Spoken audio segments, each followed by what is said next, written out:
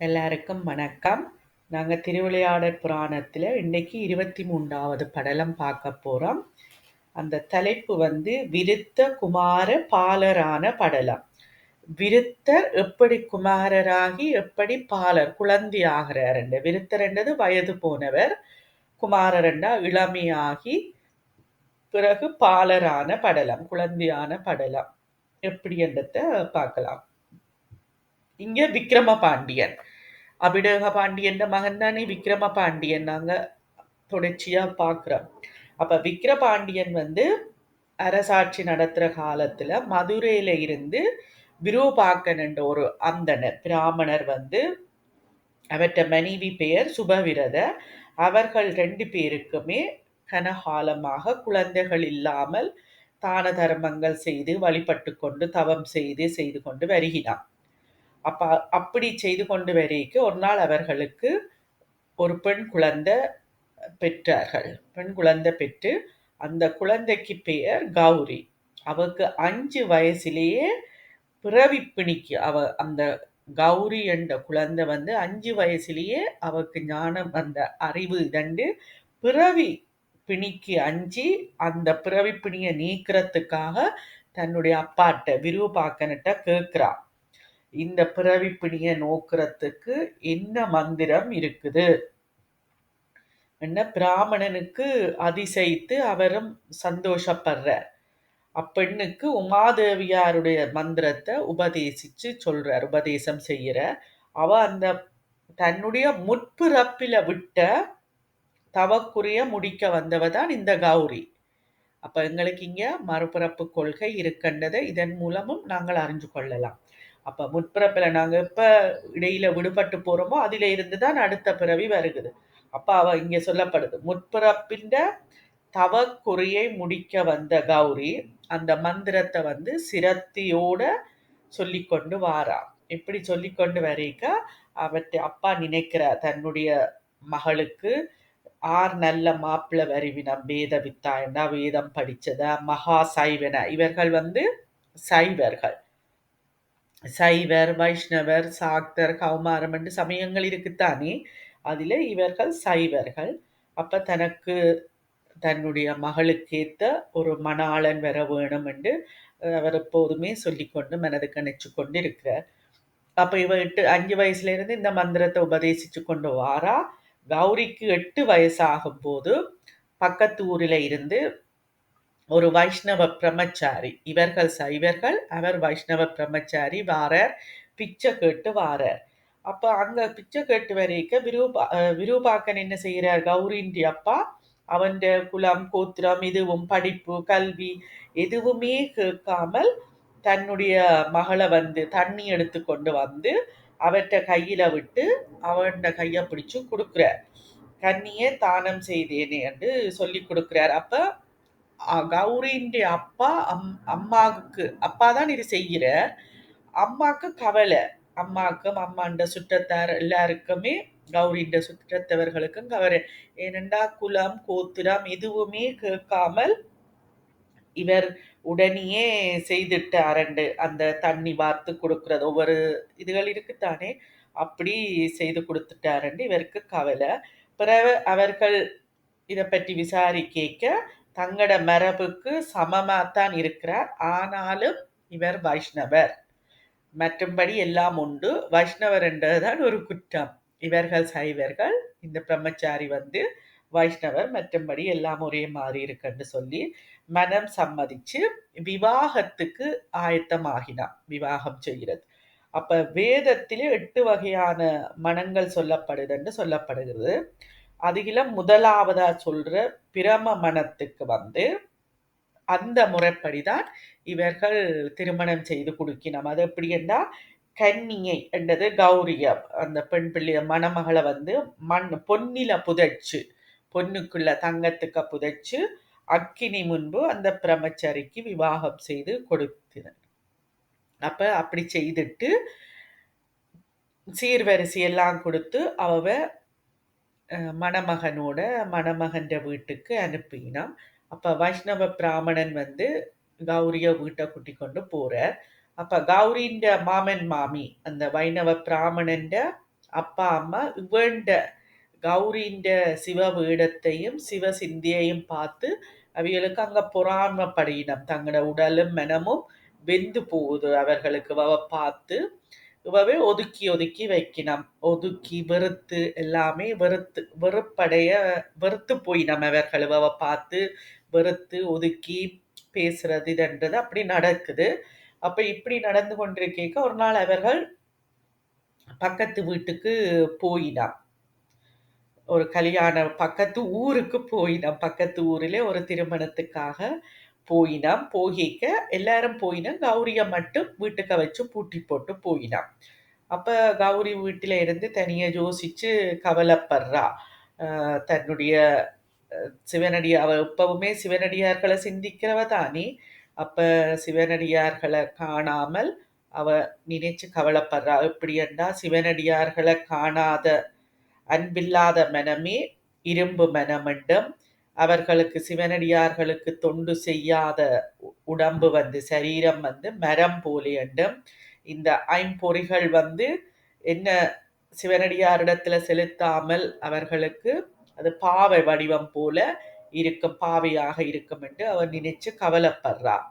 அப்படி கவலைப்பட்டு கொண்டிருக்க அவர் சிவபெருமான் தான் எல்லாத்தையுமே உயிர்களுக்கு உதவியாக நின்று உதவி செய்கிறது.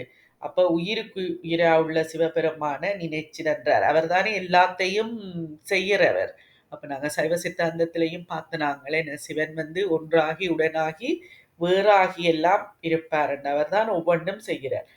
அப்ப தன்னுடைய அன்பர்களுக்கு நாங்கள் எப்படி மனம் வாக்கு காயம் மூன்றினாலையும் அவரை வழிபடுகிறோமோ, அது போல அவரும் அப்பத்தி வழி எங்களுக்கு பிறவி துன்பத்தை நீக்கும் பொருட்டு வடிவம் எடுத்து வருவார் என்று. அடியார்களுக்காக எடுக்கிற வடிவம் திருவேடம் என்று கவலைப்பட்டு கொண்டே அப்படியே இருக்கிறார். அப்பொழுது சிவபெருமான் இவ இப்படியெல்லாம் நினைச்சு சிந்திச்சு கொண்டிருக்க சிவபெருமான் ஒரு கிழவனாக வார. நர திர முதிர்ந்த நரச்சு தலைமுடிவ நரையாகி விருத்த பிராமணவட விருத்தரண்டதானே நாங்க பார்த்தது. விருத்த குமார பாலரான படலம். அப்ப இங்க விருத்தரா வாரார், வயது போன வடிவத்துல. இது சிவவாக்கியர் சித்தர் பாடல்லையும் இருக்கு. தியானம் செய்தால் வயோதிபரும் விருத்த விருத்தரம் பாலராவர் என்று சொல்லப்படுது சிவவாக்கிய சித்தர். அது பாடல்ல பார்த்தீங்கன்னா தெரியும். அப்ப இங்கேயும் அவர் அந்த விருத்த பிராமண வடிவம் கொண்டு விபூதி தரிச்சு சிரசில காதுல கழுத்துல எல்லாம் விபூதி பூசி உருத்ராக்க மாலை எல்லாம் போட்டுக்கொண்டு பெரிய புத்தக பையெல்லாம் தாங்கி கௌபீன உடையும் உத்தரியமிட்ட தோளும் பூநூல் எல்லாம் அணிஞ்சு கொண்டு தலை நடுங்க வயசு போனாக்களுக்கு தலை நடுங்கும் தானே. அப்ப அப்படி ஒரு நடுங்கின இதோட கையில ஒரு குடையும் பிடிச்சு கொண்டு ஒரு தடியும் ஊண்டிக்கொண்டு பல நாள் சாப்பிடாத மாதிரி பசி வேடம் போல ஒரு பிராமணர் மாதிரி வாரார். இங்க கௌரியின் வீட்டுக்கு வாரார். கௌரியின் வீட்டுக்கு புகுந்தோடனே கௌரி அதை பார்த்து சந்தோஷப்படுறா. அவரை ஆசனத்துல இருத்தி நமஸ்கரித்து கும்பிட்டு நண்டு, நீங்க இங்க வந்திருக்கிறீங்கள் நான் செய்த புண்ணியம் என்று சொல்லி அவருக்கு நன்றா. அப்ப நான் உங்களுக்கு சமைச்சு போடுறதுக்கு வீட்டை பூட்டி போட்டு அவைகள் போயிட்டினமே என்று சொல்லி அவ கவலைப்படுறா. உங்களுக்கு என்னால அன்னதானம் சமைச்சு உபசரிக்க பசியாத்த முடியல. இப்ப சிவனடியார்கள் வந்தா எல்லாரும் இந்த சாப்பாடு போட்டு அவர்களுக்கு உணவு அருந்த வைப்பினாம் சிவனடியார்கள். நாங்க பெரிய புராணத்துல எல்லாம் பார்த்தா தெரியும். அப்ப அவவும் சொல்றா, நான் உங்களுக்கு அன்னம் படைச்சு பரிமாற முடியலையே, கையால உங்களுக்கு தொண்டு செய்ய முடியலையே என்று சொல்ல பூட்டி கிடக்கண்ட. அவர் என்ன சொல்றார் அந்த பிராமணர் என்றதாரு சிவபெருமான் தானே மாறு வேடத்துல வாரார். அப்ப அவர் சொல்றார், அந்த பூட்டிய பூட்டை நீ கை வச்சு என்றால் அது தண்ட பாட்டில ஆட்டோமேட்டிக்கா திறந்துடும். நீ மடப்பள்ளி என்றது அடுப்படிக்க போய் நீ சமையல் பண்ணலாம் என்று சொல்ற. அப்ப அவ அந்த பூட்டில கைய வைக்க அதுவும் திறப்பட்டுட்டுது.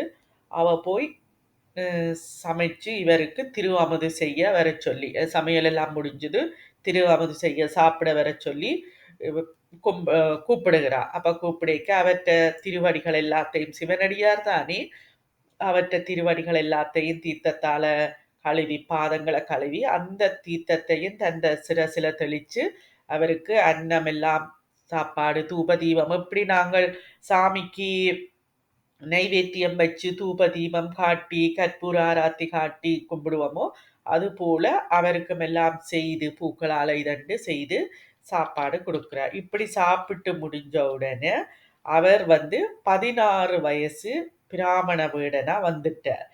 திருவமுது செய்த உடனே அவற்ற மூப்பும் போயிற்றுது. விருத்த குமாரர் ஆயிட்டார். விபூதி, ருத்ராட்சம் எல்லாம் போயிற்றுது. முதல் வந்த வேடமெல்லாம் நீங்கி, இப்ப மன்மதனைப் போல இளம் பராயத்து மாதிரி 16 வயசு பையன் மாதிரி மன்மதனைப் போல மன்மதனுக்குத்தானே அழகை பற்றி சொல்லிவிடும். மன்மதன் போல அழகுக்கு மன்மதன். அப்ப மன்மதனை வென்ற அழகு, மன்மதனையே வென்ற அழகு உடையதாக அவர் என்ன முதல் அணிஞ்சிருந்த சன்னியாசி அந்த பிராமணற்ற சிவனடியாற்ற வீடமெல்லாம் கலைஞ்சு இப்ப 16 வயசுல ரத்தின ஆபரணங்கள் தரித்த ஒரு காளை வடிவமாக இருக்கிறார். அந்த இளமாளண்டத்துக்கு சொல்லப்படுது காளை வடிவம் என்று உவமானம் சொல்லி சொல்லப்படுது. அப்ப அவரை பார்த்த உடனே அங்க கௌபீனத்தோட வந்தவர் இங்கே ஆடை அலங்காரம் எல்லாம் அதை பார்த்த உடனே கௌரிக்கு பயம் நடுங்கி போயிட்டான். ஒரு சிவனடியார் வயோதிபரண்டு தான் இவ கூப்பிட்டு சாப்பாடு அருந்தினது. இப்ப அவற்ற உருவம் மாறின உடனே அவ நடுங்கி திகைச்சு வேர்த்து போய் அவக்கு ஒதுங்கி நிக்கிறா.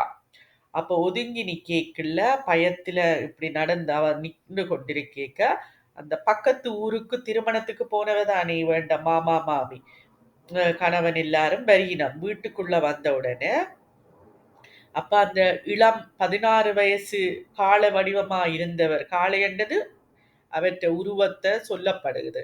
அப்ப 16 வயது பையனாக இளைஞனா இருந்தவர் இப்ப இவியல் வந்த உடனே என்ன செய்யறாருண்டா ஒரு குழந்தை வடிவமாக போய் மாறிவிட்டார்.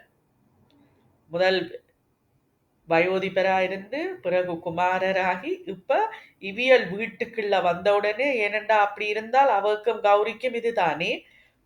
அப்ப குழந்தை வடிவமாக மாறி பிராமணரற்ற நெற்றியில புதிர்ந்த குழந்தை வடிவம் கொண்டு காற்பெருவிரலை சுவைத்தபடி காற்பெருவிரலை சுப்பி கொண்டிருக்கின்றன குழந்தைகள் கண்ணீர் ஒழுக வாய் விட்டு அழுது கொண்டு அதுல படுத்திருக்கிறார். அப்ப இப்படி இருக்கேக்குள்ள கௌரின்ற மாமி கேட்கிறா இந்த குழந்தைய பார்த்துட்டு இது ஏது இந்த குழந்தை எப்படி வந்தது யார் கொண்டு வந்தது. அப்ப தத்தனுடைய மனைவி இங்கு கொண்டு வந்து விட்டேன்னு சொல்றா கௌரி. தத்தன்ன்றது சிவபெருமானி என்று நினைக்கிறேன்.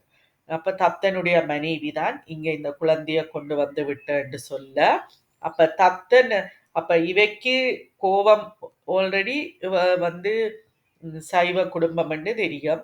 அப்ப தத்தனுடைய மனைவின்ற குழந்தைய பார்க்கிறான்னு சொன்ன உடனே கௌரின்ற மாமன் மாமிக்கு இன்னும் மனம் கலங்கி கோபித்து சிவபெருமான் எலும்புகளை பூண்டுதான் மாலையா போட்டு சுடுகாட்டில நடனம் ஆடுறவர். அந்த அவரை கோபித்து எலும்புகளை பூண்டு சுடுகாட்டில ஆடுகின்ற ருத்தினரிடத்துல இருக்கிற நீயும் எமக்கு உதவ மாட்டாய், எமக்காகா என்ன எங்களுக்கு நீயும் வேண்டாம்.